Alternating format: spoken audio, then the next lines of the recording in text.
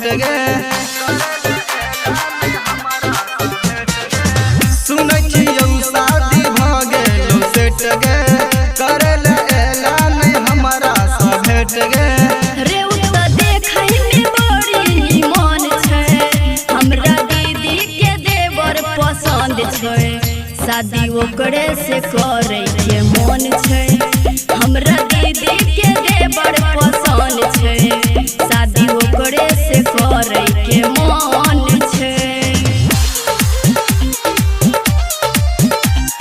DJ विकास बेतिया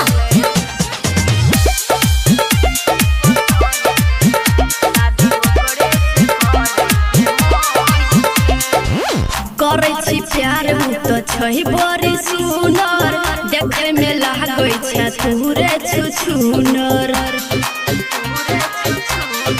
गे हम देखै छियौ रोज रोज, मन करैया करी परपोज। रे तो देखे में हीरो से कम छै, शादी ओकरे से करे के मन छै। हमरा दीदी के देवर पसंद छै, शादी ओकरे से करे के मन छै। हमरा दीदी के देवर पसंद छै। DJ Vikas Bettiah presented by Virat Music।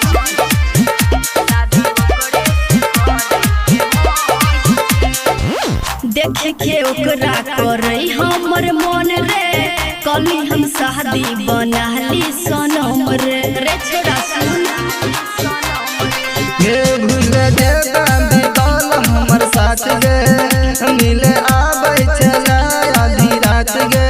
रे आशिक अनिल देले कसम छै, शादी ओकरे से करे के मन छै। हमरा दीदी के देवर पसंद छै,